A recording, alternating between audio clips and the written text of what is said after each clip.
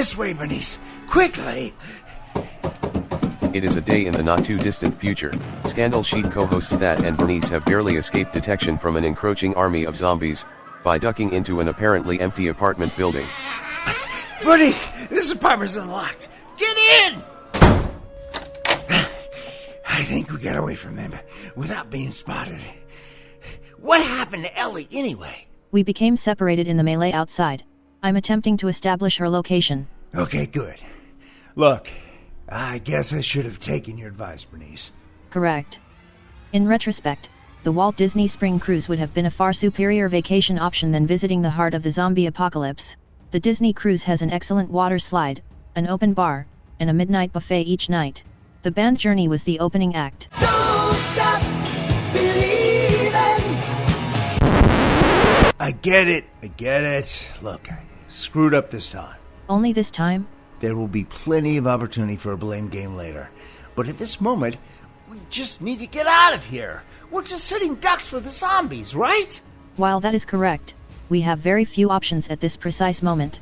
Please do not do anything rash until we have fully assessed our situation. Well, at least I'm gonna kill some of those cannibal bastards. Please do not do that. Take that, you bastards! Stop, Mr. Halkley. You are alerting them to our location with your gunshots. Oh, shit. I messed up again, didn't I? You did. But I tried to warn you. Well, I guess this is it for us. It may be for you, but not for me. I am here courtesy of this city's excellent Wi-Fi. My base server is actually located in a remote underground location in the Yukon. And zombies don't eat circuit boards anyway. Thanks for the lack of sympathy, Bernice, but we're a little busy here. You know, had we gone on the Disney cruise, I hear the truffle-infused popcorn shrimp on their buffet is to die for. Maybe poor choice of words, Bernice! I don't think I can hold this door much longer! Bernice and Thad, this is Kassia. I'm here to rescue you. Watch out for the glass as we break the skylight. Kassia? Kassia, is that you? Thank God! Yeah, well, you can finally pay my invoices as thanks. Grab the rope ladder, quickly, and we'll get you out of there. Grab hold, Bernice! I am. Hang on, everybody. Here we go. He missed it! Only by a few seconds, Bernice. Thank you so much, Kassia, for saving us. You came in the nick of time. Happy to lend a hand. But since you're just hanging there, maybe we can talk about renegotiating my contract? True crime. Sex. Political conspiracy. Celebrity gossip. Murder. UFOs. Crooked officials. The occult. Assassination. Courtroom drama. Rape. Corporate scams. Scandal Sheet. Hello, everyone, and welcome to Scandal Sheet. My name is Thad Helsley, the original Podfather. We've got a real treat today, listeners. We're here with Dylan Cuellar, who has at least 2 podcasts of his own and is very accomplished in many areas of arts, literature, and media. Before we get started with the zombies, maybe because our listeners who've been with us for over a year may remember Dylan from the episode on Kurt Vonnegut, which turned out to be a popular episode. And because we signed up for some various Facebook groups, people are still listening to that episode. Oh, really? Kurt Vonnegut fans are still, I mean, not like hundreds and thousands, but like maybe 4 or 5 a month are still listening to that episode. Oh, cool. Are discovering it. So, but Dylan, you've got 2 podcasts of your own. So you want to tell us about that? Tell us about your background a little bit. Yeah, I do one called The Great Movies Podcast, where we talk through the great movies essays, Roger Ebert's famous literary amalgam, like analysis of his favorite movies. And we read through that and watch through the movies he picks. And then I have one with Kassia called Unburied Books, where we talk through books in the New York Review of Books classic series. And that one's going really well. Awesome. And yeah. So, Dylan, just kind of to get things started, I don't know if my audience knows this, but I went to film school in the mid-'90s, back when the industry was still making movies and TV shows on plastic strips of silver halide emulsion. So my specialization was on the production side, but there weren't that many classes in that area. So I took a lot of history and analysis classes as well.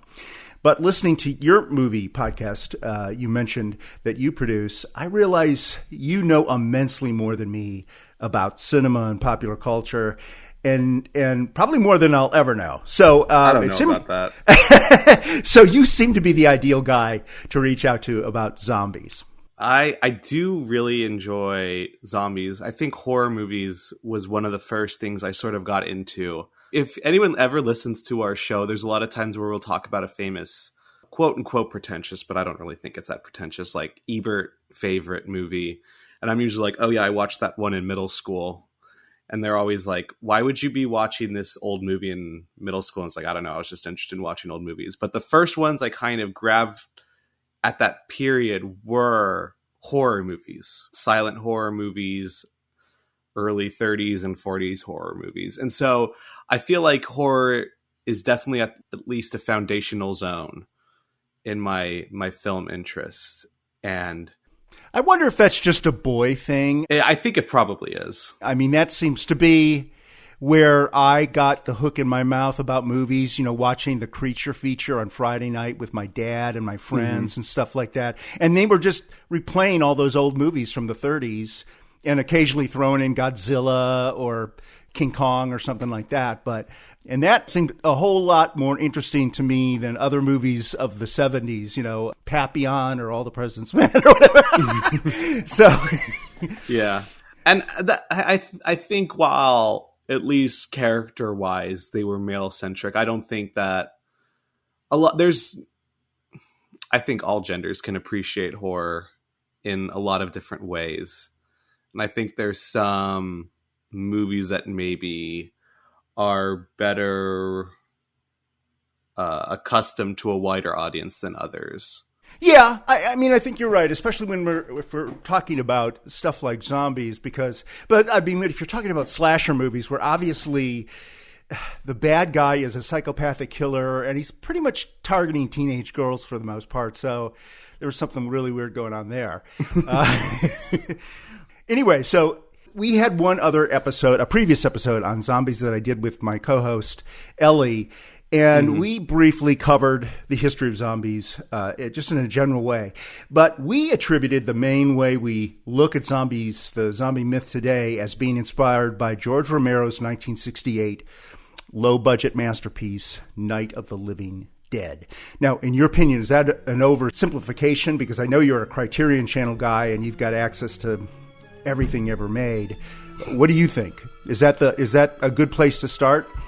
I think it's a good place to pick it up in a sort of way. Okay. I do sometimes see it as an oversimplification, but not, I think, in the way that you described it, because there were zombies for a long time before Night of the Living Dead.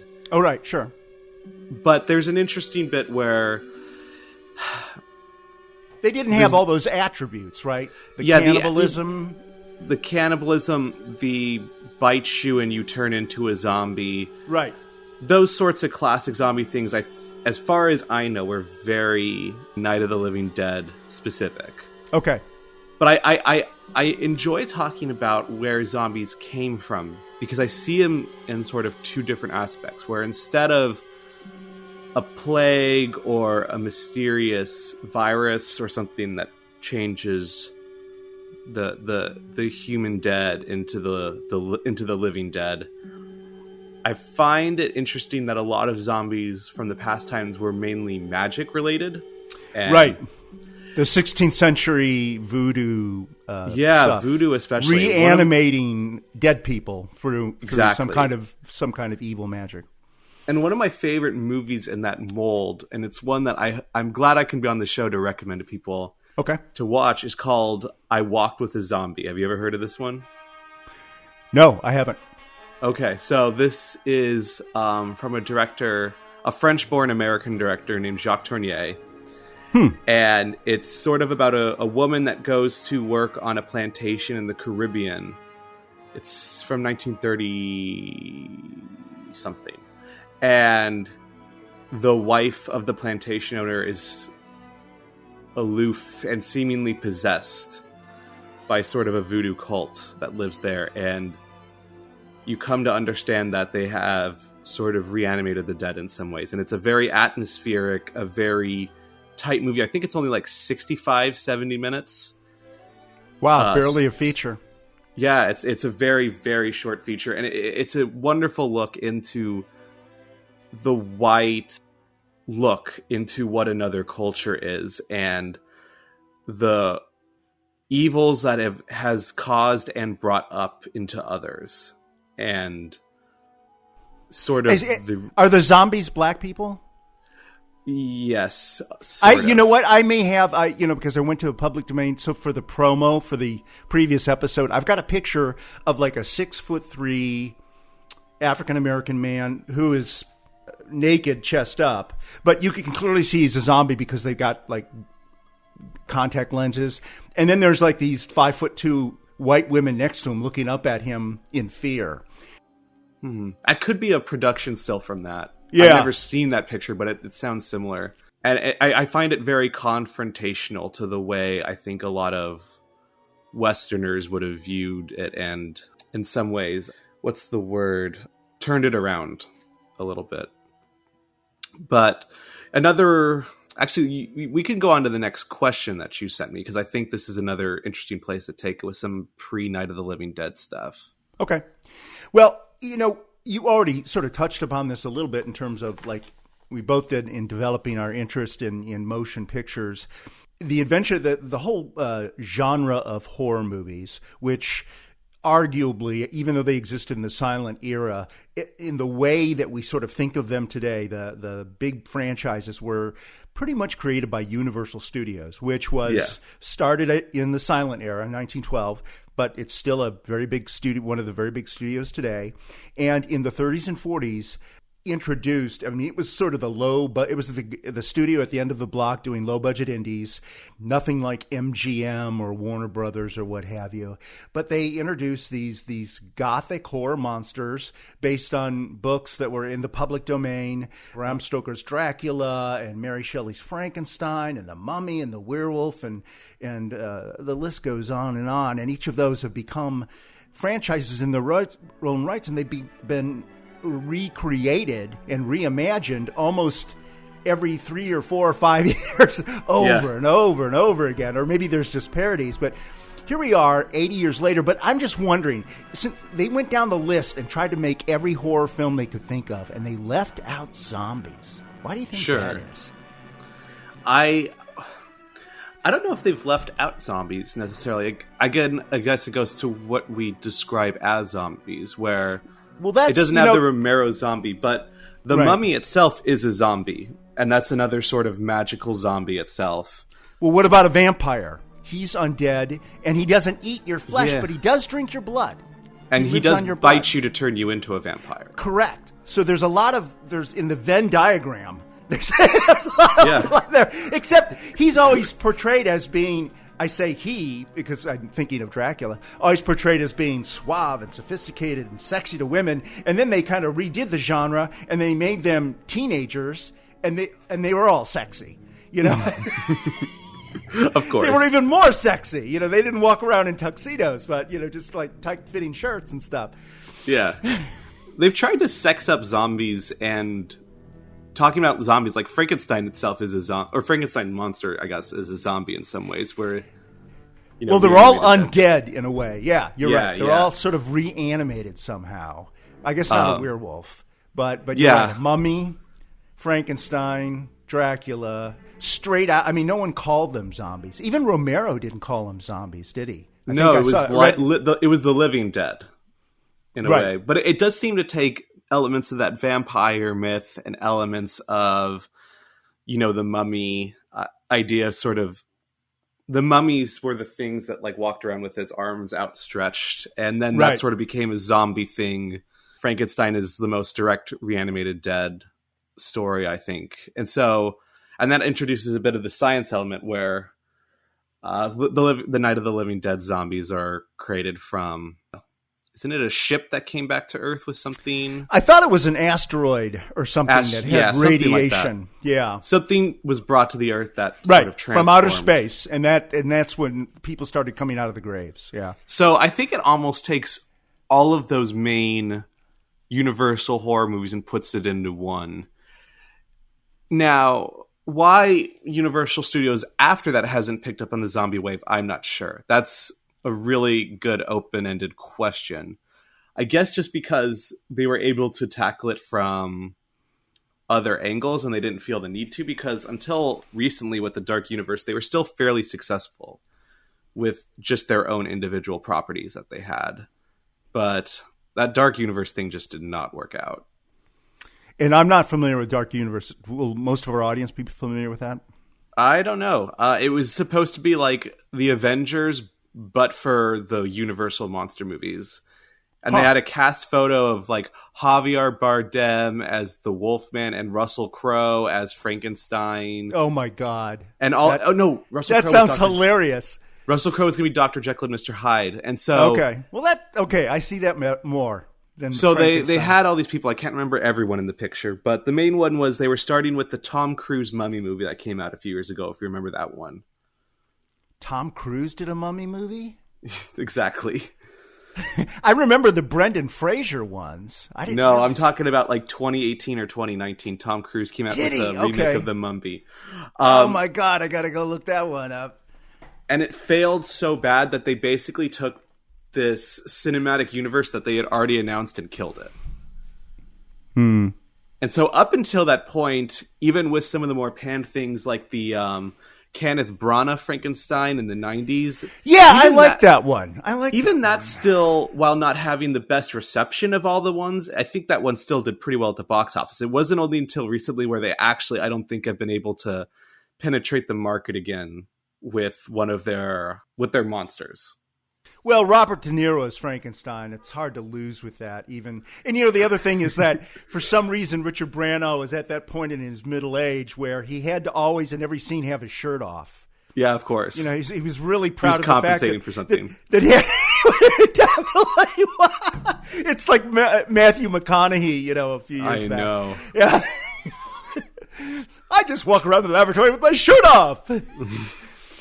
Going back even further, when we sort of talk about what is a zombie, have you seen the Cabinet of Dr. Caligari? I did in film school. Yeah, so that's sort of another one that I was thinking of Nosferatu as Nosferatu, the guy with the 9-inch nails. Yeah. Which I think they were thinking of when they named that band. So yeah, I don't know why they haven't picked it up. Can't think if they had any independently minded zombie franchises in their time. I can't think of one off the top of my head. But we will never not be without zombies in some form. Okay. And like I said at the top of the show, I do really love the John Carpenter movie The Fog, which I think is a really great example of how to reanimate the dead in an interesting way. Have you seen that one before? I saw both of them. I saw the first one he did, and then they did a remake where he was, I think, the executive producer. Yeah. I really like the way Carpenter approaches it because it is as much of a direct folk tale as you can get. It opens up with a man on the beach telling a spooky story as the fog starts to come in. And it really embraces that sort of campfire story of it, which I think we need more of today in horror cinema. Just a complete acceptance of the beautiful silliness and enjoyment out of the scares that we can get.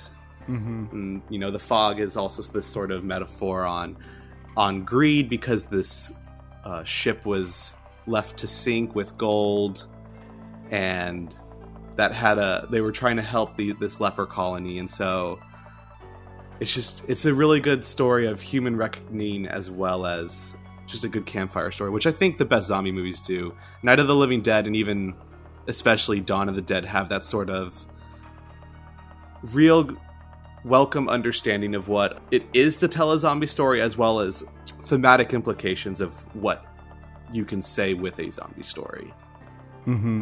Well, going back to The Fog for just a second, I want to go for a clarification, because technically speaking, those pirates were ghosts, right? Now, ghosts are the undead as well, but the traditional ghost is an incorporeal apparition. It can't actually touch you. It can scare the crap out of you and make you do stuff to accidentally kill yourself, like the Amityville Horror, right? It can make you fall down the stairs or inspire you to go nuts or something like that. But in the fog, they had swords and they killed That's people. The thing is they are corporeal because they're holding weapons. And that they do in beautifully brutal Carpenter style, like stab people and the blood sprays out of the mouth and stuff. And when you think that the fog has been in the first one, I mean, it's a great shot because the main character turns around and the captain pirate is there and it's like, Oh, it's like, awesome. God, I love that movie because the bad guys never die in a John Carpenter movie, right? It's just he lives on and on and on. Yeah. Evil never goes away. I love John Carpenter. That is, I think, one of Kassia's favorite directors as well, and we always bond with Carpenter. It definitely is. One year I sent her like 10 different DVDs of his stuff. So, it goes without saying that after Night of the Living Dead, Romero started doing his own remakes. So many other people started making movies and TV shows, and there was just kind of a snowball effect that just rolled on and on and on until you get to one of the things we talked about in the previous episode was the wild success of the TV series The Walking Dead, which ran from 2010 to 2022. And of course, and it was on a basic cable. It was produced by a basic cable channel, AMC, American Movie Classics, but it managed to reinvigorate the genre. It met or exceeded the previous record holder in terms of episode viewership of over 40 million people a pop. Dang. For a single show. I mean, only the Super Bowl gets up in numbers like even the Oscars don't do that anymore. But then it something happened 5 or 6 episodes in. I don't know if you're familiar with the series. I mean, people debate what happened, but it totally went to the toilet in terms of viewership and also critical accolades. I mean, people just hated where the story was going and they stopped watching it. Even though it just dragged on for another 4 or 5 seasons, it just sort of like a zombie. It just kind of withered away to hell. But why do you think that is? That it was like so wildly popular, and then and part of the speculation we said was, well, maybe did COVID have something to do with it? Did COVID sort of sour us on this whole idea? I don't know. I think there's always a cyclical nature to pop culture, where if you can imagine, even just looking at the Romero zombie movies, when the first 3 in the Romero series were very serious and political and stuff, and as it went along, it got more campy and it got more self-referential. And then there was a reinvention. Yeah, there was a lot of parody, like Shaun of the Dead and stuff like so that. I think Shaun of the Dead is sort of this final comedic statement in that era of culture. Mm-hmm. And when sort of Shaun of the Dead happened, it almost opened up a way to look at zombies anew. The culture had gotten to its point where it's like, oh, this is funny, and now we need to go back to feeling like they're scary. And somewhere around the Shaun of the Dead time, 28 Days Later and 28 Weeks Later came out, which sort of almost invented fast zombies in a way. Yeah, I was going to ask you about the fast versus the slow zombies. And so I think when did that happen, and why did it happen? Because the Walking Dead zombies are slow, right? They don't run. Yeah, and I'm going to put in little clips from this interview. George Romero later in life did a bunch of interviews, and he kept saying over and over, "Zombies cannot run." I say this definitively as the grandfather or the godfather of zombies. Zombies cannot run. So anyone who has a zombie running, don't listen to that person. Their ankles would snap. I mean, what did they do? Go and join a spa the moment they rose from the dead? Give me a break. They're dead. New angle of speed made people more scared of them again. And after we had finished the parody portion of zombies, then we can go back to it, taking them seriously again. The saturation had almost gone away. And so Walking Dead walked into a niche that wasn't currently filled at the moment. And it did it well at first. And I watched a little bit of season 1. And I'm just generally not a TV person. I didn't keep up with the show. But the thing is with The Walking Dead is it seems to have resaturated the market completely on its own. There was nothing else that came along at the time that felt like it was also taking up space, unlike the many different kinds of zombie movies that were coming out in the 70s and 80s, besides just the Romero ones. It seemed to speed up and almost singularly break the market once more after about the 5th season. Mm-hmm. And I think that's sort of the problem with long form TV storytelling, at least narratively, is it can burn itself out, and it can burn the audience out in a way that people don't. I shouldn't say people don't care, because The Walking Dead was still pretty well watched.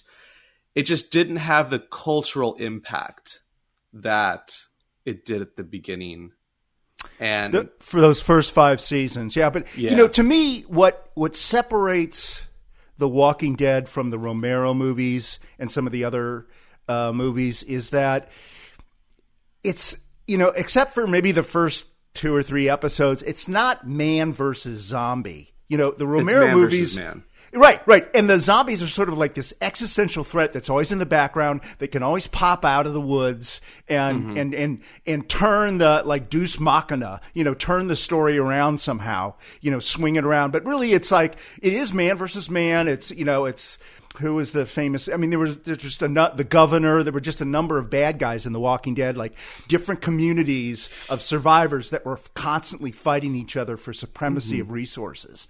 And then the zombies were just kind of around, and they could fuck everything up. But it was really, it was all about the governor. Let's kill the fucking governor, man. Yeah. And I think a good zombie movie does do that. And we can look at the Romero movies where there is this idea of racism with sort of the main character in it.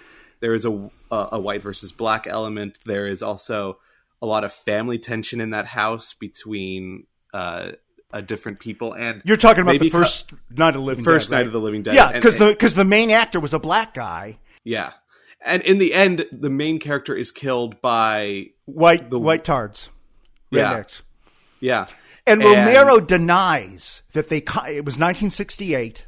Right. So it was like the height of the civil rights movement. And he denies that there was anything in their minds at all about, and I'll put in the cut here, about anything to do with race. I mean, he personally knew that actor, and they cast him because they thought he was a great actor and he was really handsome. And it never crossed their mind, living there sure about that. In 1968.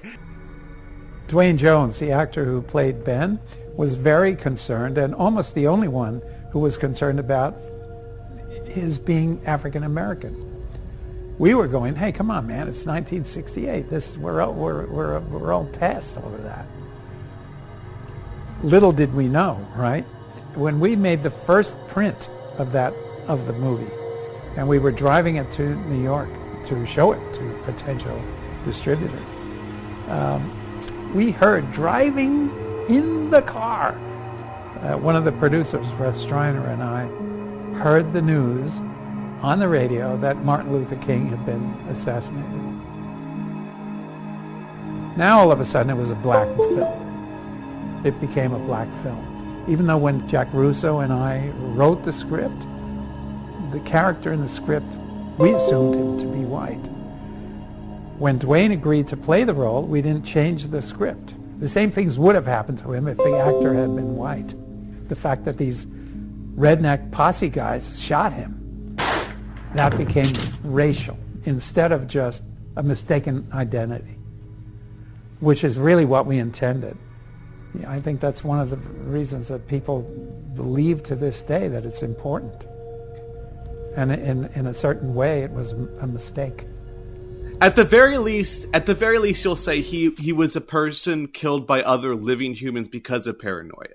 Right. And that goes back to The Walking Dead. And then in Dawn of the Dead, when they're in the mall, and it has become basically free-form violent chaos between humans versus humans, as well as just the zombies that are sort of there. Well, and it's just such, I don't know if it was self-parody, but it was definitely social commentary, having all these guys go, around the Victoria's Secret and the, the McDonald's and stuff. They're just like, they're drawn to the mall, even though they're zombies.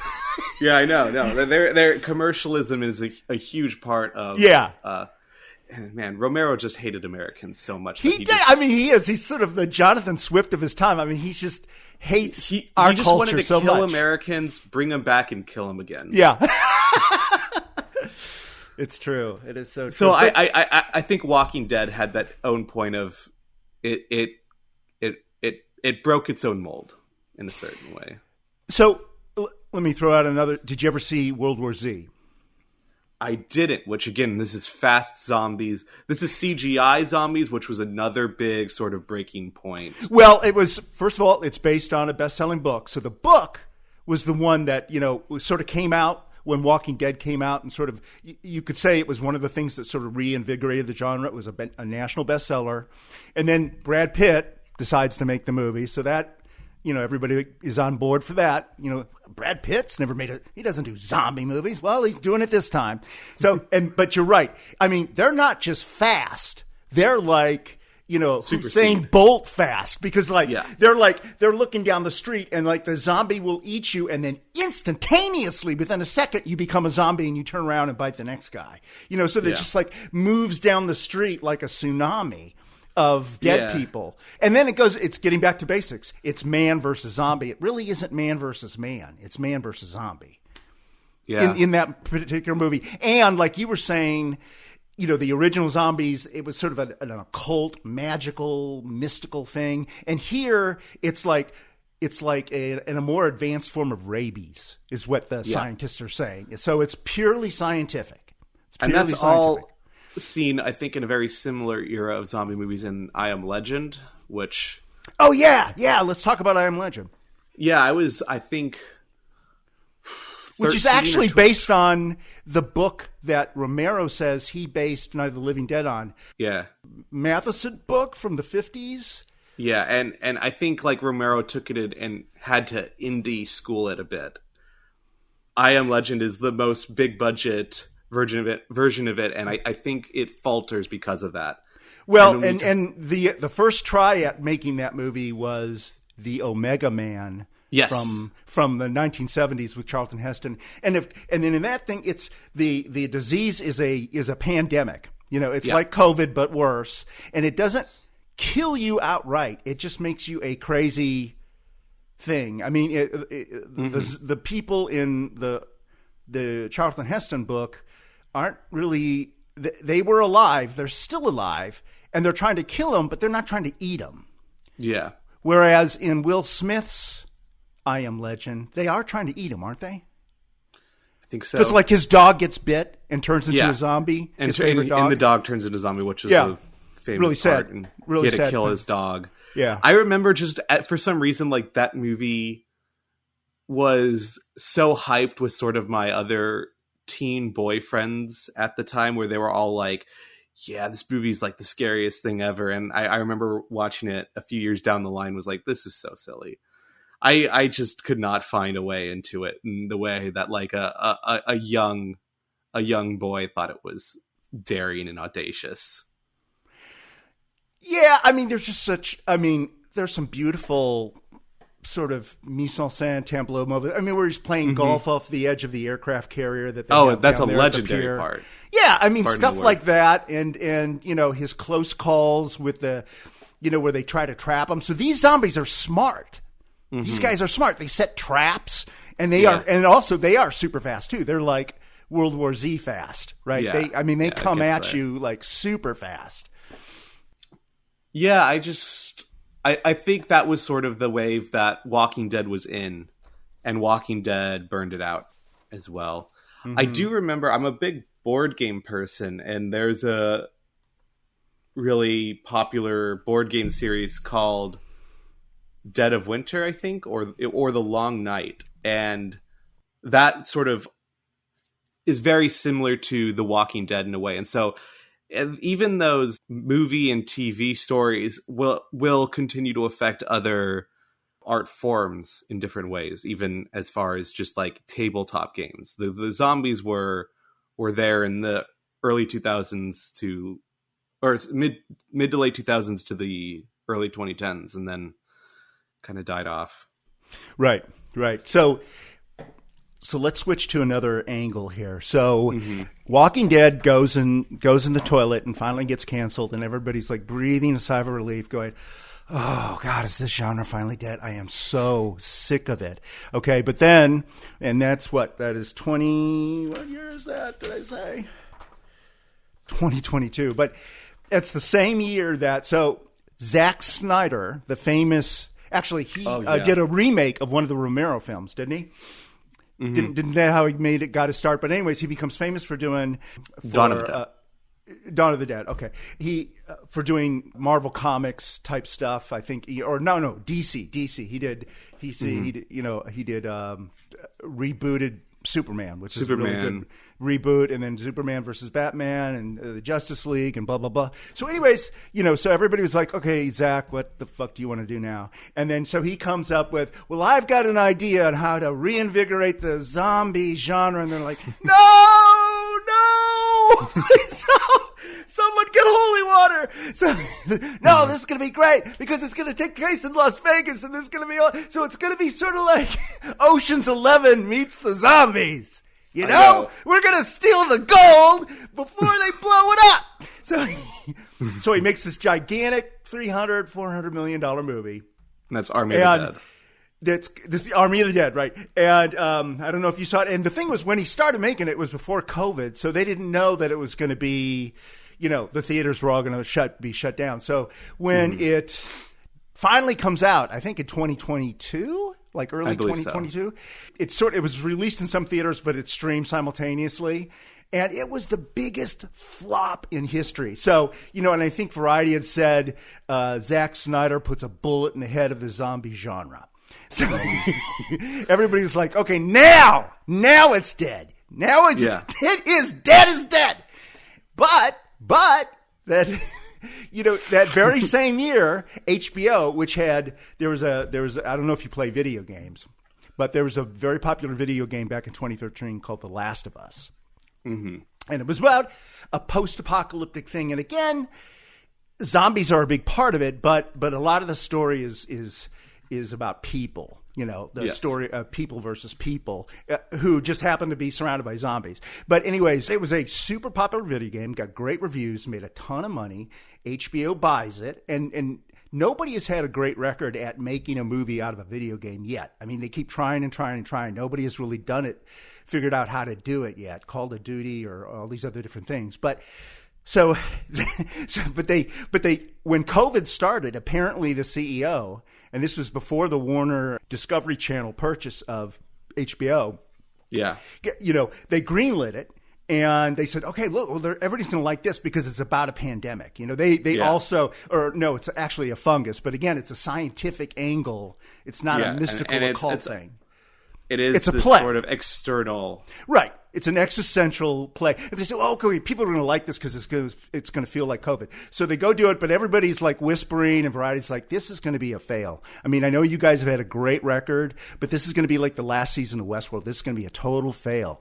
So, but it comes out this year, starts in January, poof, breaks Game of Thrones records.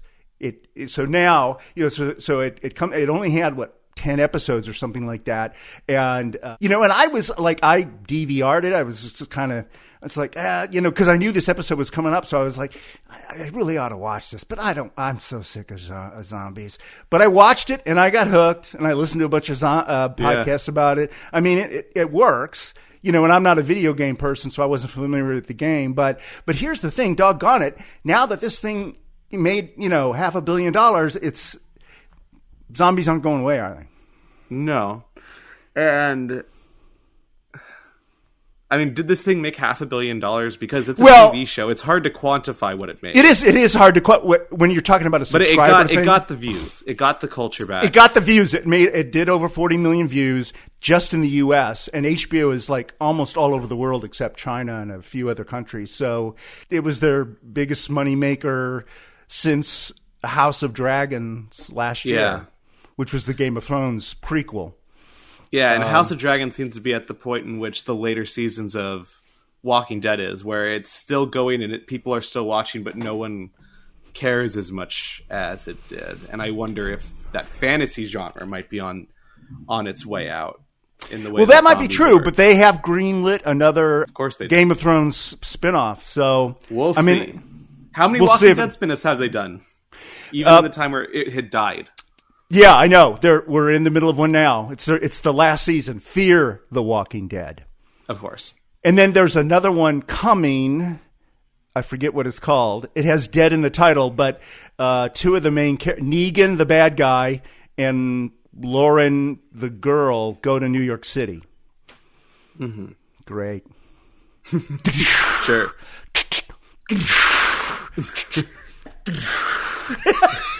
Kill him! Just, it won't end. It won't end. Should it end or should it keep going? I think things are better to end, but that's just my view.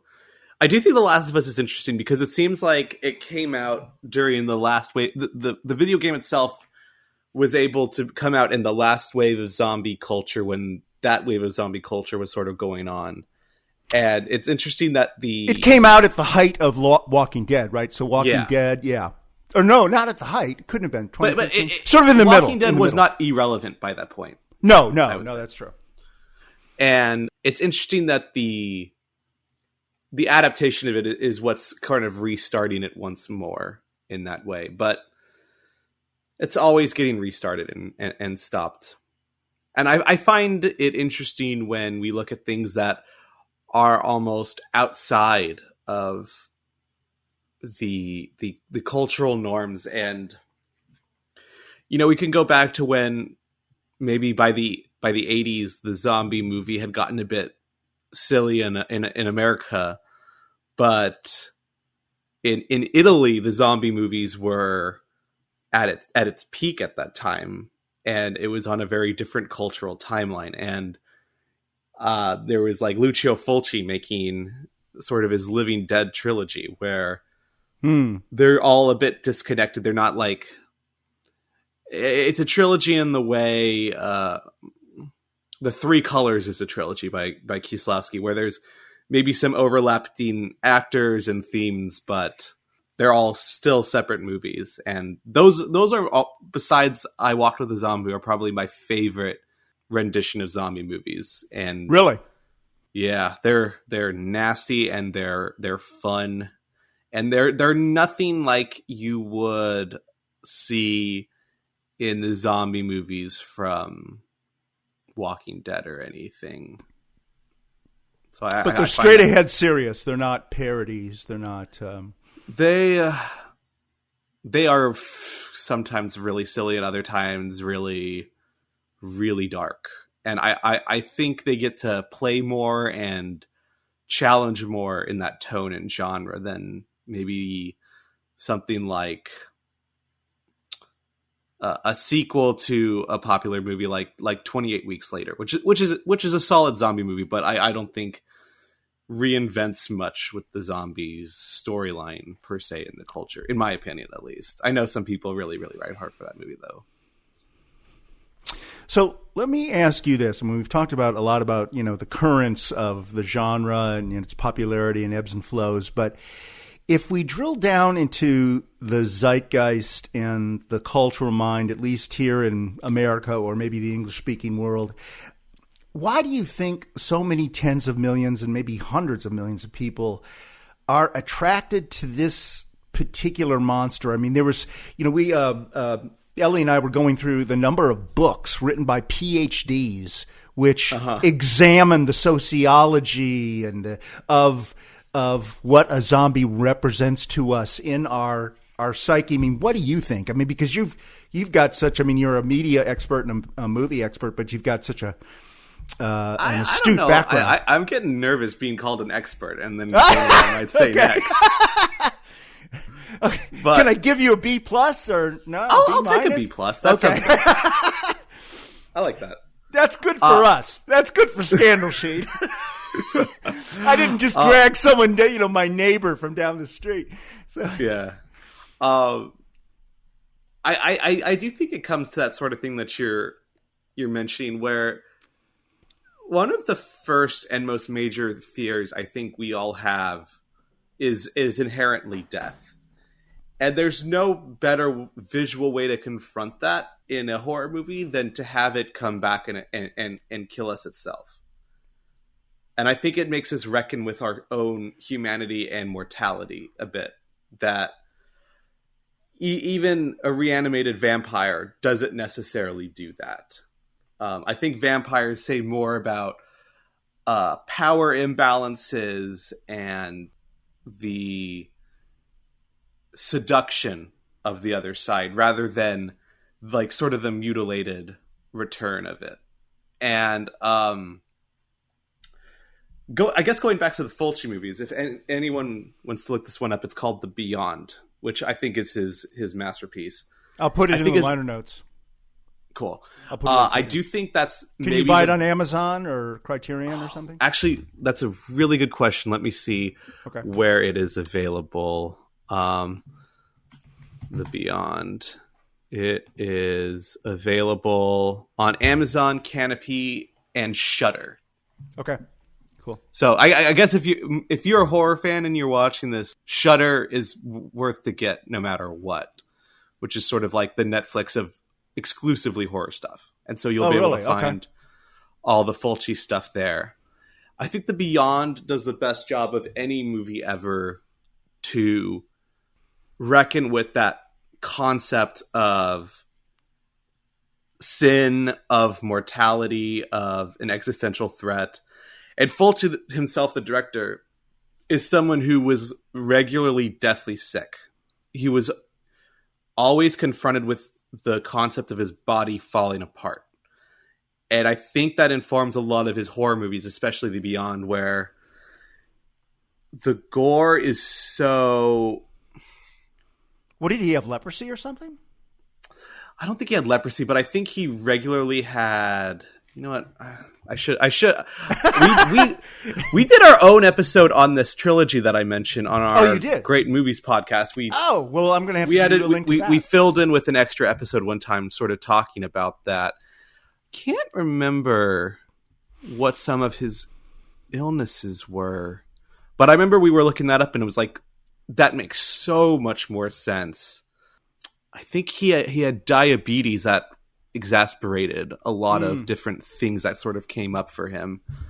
And this movie is just sort of a classic, like the gates of hell are open and the dead are coming back. And more than any other, it's gives this feeling of inevitability that you will die and your body will fall apart and there is nothing you can do to stop this. And it's sort of the inevitability of death coming for you in the form of zombies itself. And it's so good. I if anything, I just hope everyone listening can go and find The Beyond. It is really fun. The score is by, let me check this real quick. The score is by Fabio Frizzi, which maybe if you can, you can, I'll send you a link to the score that the main theme that he plays, which sounds like the opera from hell comes in and does an 80s like Chappelle rock cover. It's like opera and pop rock at the same time from hell.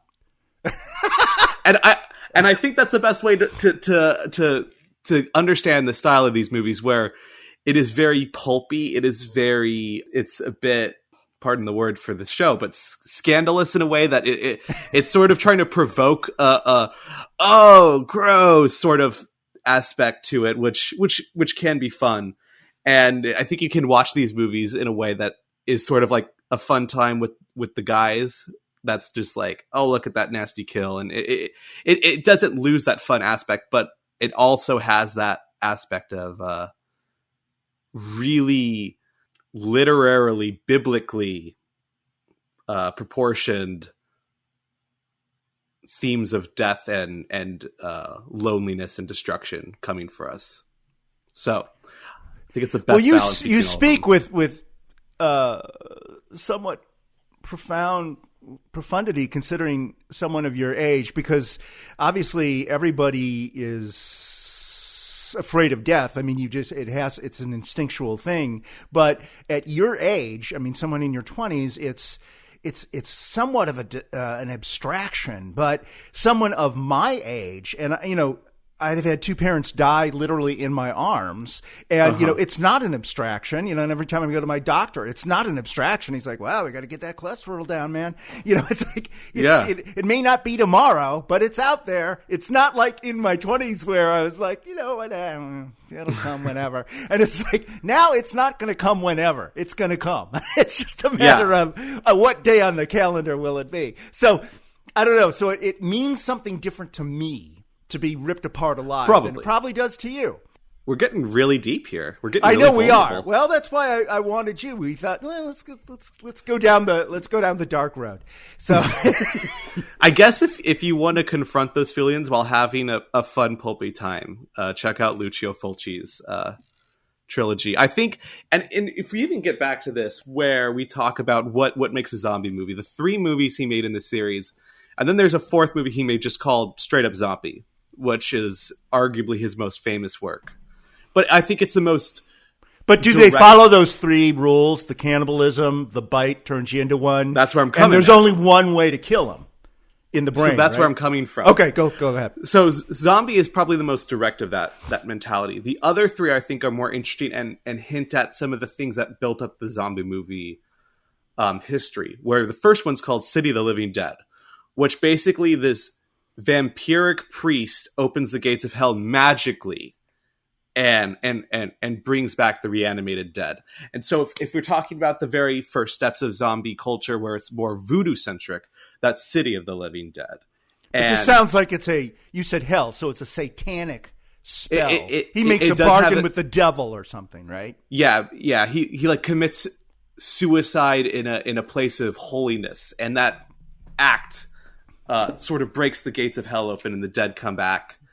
And interesting, there is one way to kill it, but it's impalement. It's not beheading. So it has a similar theme to the Western canon, but it takes it in a different way, where you need to impale the zombies. Does that mean you can be stabbed anywhere in the body or in the torso? Basically, it's like in the chest, and then they like burst into flames. It's really weird.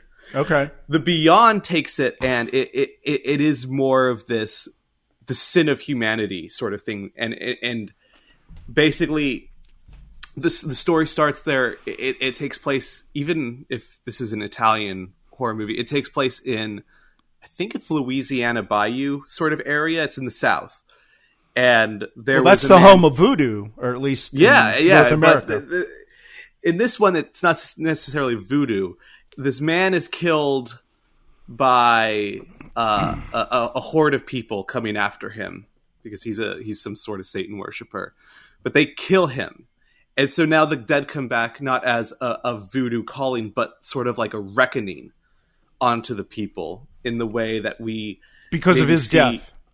Yeah. It's revenge for his death. Yeah, avenge his death in this sort of man versus man mentality where the zombies are there because of the sins of man, I guess, if we think of Night of the Living Dead. And finally, the last movie in the series is called House by the Cemetery, which I don't want to talk about too much because this is one that will get into spoilers about how... Yeah, spoiler alert, right. Because some people may go out and But watch this one is the one that is the most scientific about the way the zombies are there and are the most tangible. And there's only a couple zombies in this one, unlike the horde of zombies in the Beyond and City of the Living Dead. And so when we get finally into this final stage where zombie movies now are very like, it was a disease, it was this, but also reaching back to sort of the Frankenstein idea of a human directly reanimating the dead. It's not a virus, it's not a voodoo magical technique, and so it brings like the oldest and the newest forms of zombies and puts it into one. So at the very least, I think these movies calls back to all the different types of zombie movies at once in a way that is as complete as you could get with a zombie entertainment that you could. A zombie entertainment. Love zombie entertainment. Sounds like a Broadway musical waiting to happen. First there was Hamilton. Just then wait. there I was know zombie. zombies. The zombies will hit Broadway at some point. I think you're right. At some, I think we need to do it. I mean, you're already living should. there, so I mean, you can go talk to the agents and stuff, and I can. This is what I'll do. This is what we'll do. We will reanimate Stephen Sondheim, and it'll be a movie about zombie Sondheim. That would be cool. Didn't he just die last year? Yeah. Oh yeah. R.I.P. to like the king of musicals. All time. Yeah, he is. At least in this century. Yeah. Okay. Cool. Well, that's it's an afternoon well spent. Well, that puts a crowbar through the skull on this episode, folks. I want to thank our accomplished guest, Dylan Cuellar, for sharing his expertise, and we will put links to his podcasts and Twitter account in the liner notes of this episode. Please check them out. Please follow or subscribe to Scandal Sheet on your favorite pod platform, and share it with all your friends. We'd also love it if you'd leave us a shameless, over-the-top rave review on Apple Podcasts especially. That helps us build audience. And we would really appreciate it if you could support us on Patreon, where you can enjoy premium bonus content for less than the price of a cup of coffee at Starbucks. Just go to patreon.com/scandalsheet. Also, we want to hear from you. You can reach us online at Facebook or X, formerly Twitter, LinkedIn, or TikTok. Or just send us an email to scandalsheetpod@gmail.com. See you next time on Scandal Sheet! Copyright 2026 Thad Helsley Media, LLC, all rights reserved.